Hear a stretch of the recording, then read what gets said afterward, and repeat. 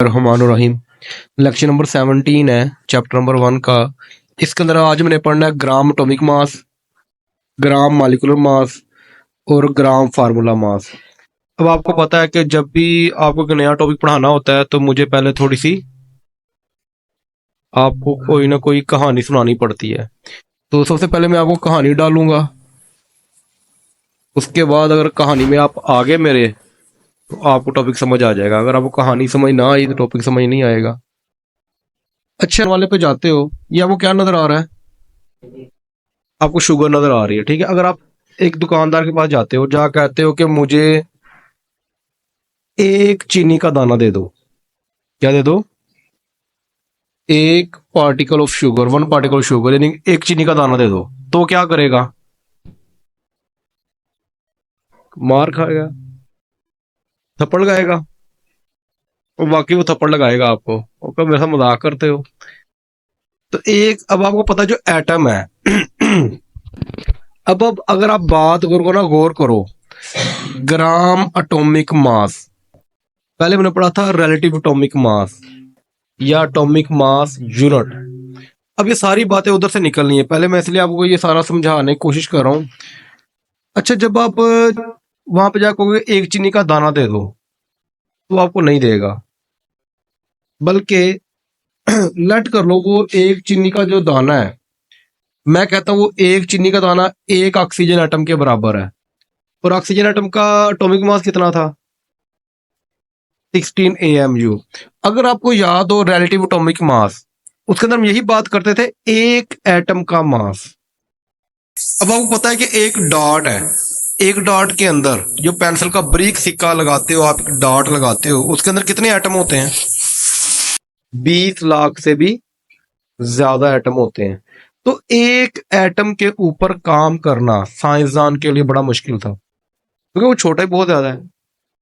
बात समझ आ रही कि नहीं? तो वो एक एटम को डिफाइन करना या एक एटम के ऊपर काम करना बहुत ही डिफिकल्ट था। तो उसके लिए उन्होंने फिर क्या यूज किया? ग्राम एटॉमिक मास। अब ये होता क्या है वो मैं समझाता हूं आपको। अच्छा, फर्ज कर लो कि जो आपका एक पार्टिकल ऑफ शुगर, यानी चीनी का जो एक दाना है, वो एक ऑक्सीजन एटम के बराबर है। वो दाना जो है ना, वो एक ऑक्सीजन है। अच्छा, अब आप, और वो एक ऑक्सीजन एटम किसके बराबर है? 16 AMU के। अगर आप कहोगे ना मुझे 16 AMU ऑक्सीजन दे दो, तो वो आपको एक एटम देगा ऑक्सीजन का, यही मतलब हुआ ना। अच्छा, फॉर एग्जाम्पल मैं कहता हूं, जाता हूं उसके पास, दुकानदार के पास, मैं कहता हूं मुझे 16 ग्राम चीनी दे दो। तो अब आप बताओ, जो 16 ग्राम चीनी होगी, 16 ग्राम शुगर जो होगा, क्या उसके अंदर एक दाना आएगा? उसके अंदर बेशुमार दाने आ जाएंगे। और वो कितने होंगे वो बाद में बताऊंगा मैं आपको। तो यहां तक समझ आ गई बात की। असल में हमने AMU को कन्वर्ट कर दिया किसके अंदर? ग्राम के अंदर। ये बात मैंने समझानी थी। इसकी जरूरत क्यों पेश आई? उसकी जरूरत इसलिए पेश आई कि आप AMU की बात करोगे तो वो एक एटम होगा, लेकिन जब आप उसको ग्राम में ले जाओगे तो एक एटम नहीं होगा, वहां पे बेशुमार होंगे, लातदाद होंगे। वो कितने होंगे वो बात की बात है। लेकिन इसका मेन कॉन्सेप्ट क्या समझ में आ रहा है आपको? कि अब हम जब उस किसी भी एटम के मास को, अब आप जितने रिलेटिव एटॉमिक मास पढ़े थे ना, अगर उनके मास को हम ग्राम में चेंज कर दें तो क्या होगा? कि वो एक एटम नहीं, बेतहाशा एटम हो जाएंगे। यहां तक समझ आ गई बात की। तो यही हमने सोचना था कि आपका जो 16 ग्राम होगा, 16 ग्राम के अंदर एक पार्टिकल होगा कि ज्यादा पार्टिकल होंगे? बताओ जरा आप। ज्यादा पार्टिकल होंगे। ये कहानी समझ में आ गई है? अगर ये समझ में आ गई ना, तो बाकी सारा कॉन्सेप्ट क्लियर हो जाना है। अब अगर मैं डेफिनेशन करूं, अब यहाँ पे क्या नजर आ रहा है? ग्राम एटॉमिक मास। अगर मैं इसको सिंपल लफ्जों में पढ़ूं, एटम के मास को ग्राम में जाहिर कर दो, यही मतलब हुआ ना। तो जब भी आप एटम के मास को ग्राम में जाहिर करोगे तो क्या वो एक एटम होगा? नहीं, वो ज्यादा एटम होंगे। अब देखो डेफिनेशन भी यही है, ग्राम एटॉमिक मास, एटम के मास को ग्राम में जाहिर कर दो, या इसको हम बोलते हैं ग्राम एटम भी बोलते हैं, या इसको मोल बोलते हैं, सिंपल। वो ऐसा समझ आती जाएगी आपको। अच्छा देखो जरा, द एटॉमिक मास, एटम के मास को, यही बात हुई ना। क्या करना है हमने, क्या करना है हमने, ग्राम में जाहिर करना है। देखो डेफिनेशन वही है, ऑफ एन एलिमेंट, किसी भी एक एलिमेंट के एटॉमिक मास को क्या करना है हमने, ग्राम में जाहिर कर देना है। तो हमारा क्या बन जाएगा, ग्राम एटॉमिक, वो रिलेटिव एटॉमिक मास से ग्राम एटॉमिक मास बन जाएगा। अच्छा अगर मैं एग्जांपल पूछूं, हाइड्रोजन है, हाइड्रोजन का एटॉमिक मास कितना था अकेला हाइड्रोजन, एटम की बात हो रही है, H2 तो मॉलिक्यूल है, H2 आपका एटम नहीं है। जब दो एटम मिल जाते हैं तो वो मॉलिक्यूल या कंपाउंड बन जाते हैं। अगर आप मैं बात करूं किसकी, एटम की, तो एटम के अंदर क्या आएगा, एटम के अंदर सिर्फ और सिर्फ आपका एक एटम आएगा। देखो 1 ग्राम एटम ऑफ हाइड्रोजन, यानी कि एक एटम लिखा हुआ ना यहाँ पे, नहीं एक एटम। याद है किसी को कितना मास था हाइड्रोजन का, आसान है सबसे, हाइड्रोजन का एटॉमिक मास था 1, कितना था 1 AMU। तो क्या मैं यहाँ पे AMU लिखूंगा, क्या लिखूंगा, ग्राम में कन्वर्ट करना है बेटा, डेफिनेशन यही नहीं है। तो मैं यहाँ पे क्या लिखूंगा, ग्राम में जाहिर करना है, तो वो क्या बन जाएगा, 1 मोल बन जाएगा। क्लियर होगी बात यहाँ तक। अब ये हमारा एटम है, जब भी हम किसी एटम को एटॉमिक मास को, यहाँ पे मैंने 1 AMU नहीं लिखा, अगर 1 AMU लिखूंगा तो ये कभी भी मोल नहीं बनेगा। जब भी मैंने उसके एटॉमिक मास को किस में जाहिर किया, ग्राम में, तो क्या बन जाएगा, 1 मोल बन जाएगा। अच्छा कार्बन का एटॉमिक मास कितना था, कितना था, गुड शाबाश। तो 12 क्या था, AMU, 12 AMU। तो हम क्या लिखेंगे यहाँ पे, 12 ग्राम, 12 ग्राम, यानी कि उसके एटम के मास को किस में जाहिर कर दिया मैंने, ग्राम में। तो जब भी इसको ग्राम में जाहिर करूंगा तो वो क्या बन जाएगा, 1 मोल बन जाएगा। यहां तो कोई बात समझ तो नहीं आ रही, आसान है कि मुश्किल है। नेक्स्ट चलें फिर अब। अच्छा अब देखो, अगर आपको ये समझ में आ गया तो बाकी कोई मुश्किल नहीं है। अब आ गया ग्राम मॉलिक्यूलर मास। अब इन्हीं वर्डिंग को अगर गौर करो तो मॉलिक्यूलर के मास को किस में जाहिर करना है।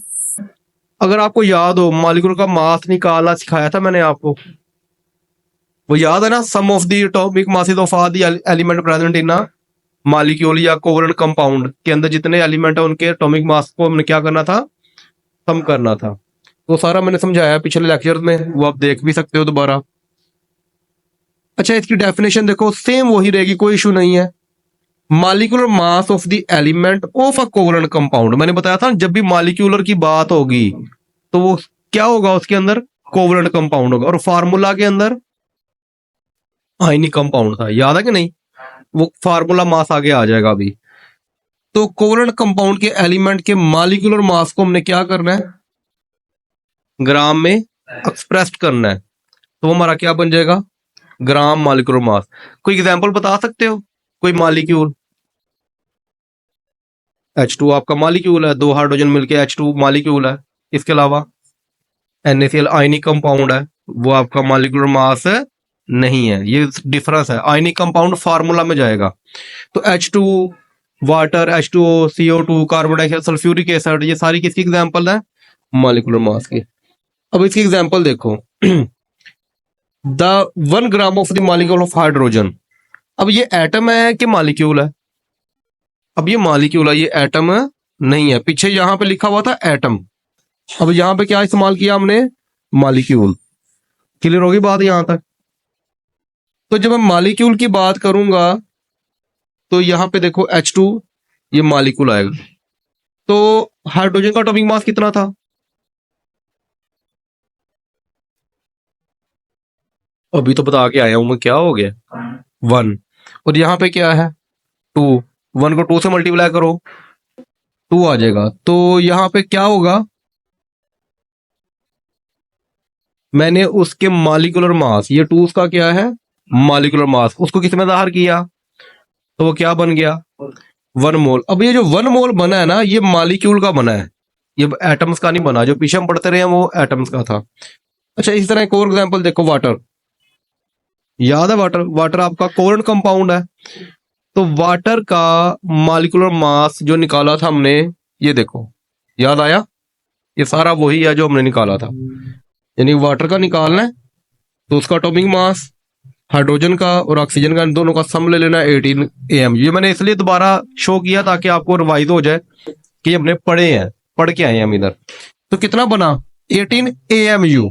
ये बोर्ड में MCQ भी आता है, बहुत दफा आया भी हुआ है।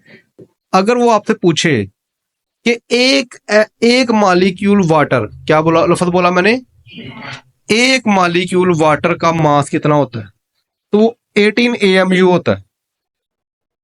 तो ये आपने डिफरेंस याद रखना है। अगर वो पूछे ना कि आपके एक मोल वाटर के मास कितना होता है, तो एक मोल के अंदर क्या होता है, AMU की जगह खत्म हो जाएगी, उसकी जगह पे क्या आ जाएगा, ग्राम आ जाएगा। अब देखो यहाँ पे, अब यहाँ पे जो मैं लिखूंगा AMU नहीं लिखूंगा, क्या लिखूंगा, ग्राम। तो वो जब भी मैं ग्राम में दाहिर करूंगा तो वो क्या बन जाएगा, मोल। डिफरेंस समझ में आ रहा है कि नहीं? इन दोनों का डिफरेंस आपको लाजिम पता होना चाहिए। ये असल में एक एटम की बात कर रहा है AMU, और यहां पे जो बात कर रहा है वो एक एटम की नहीं, 18 ग्राम की बात कर रहा है। 18 ग्राम के अंदर आपका तकरीबन, आपकी जो फिंगर की ये टिप है ना, इतना पानी आया था उसके अंदर। क्लियर होगी बात यहां तक?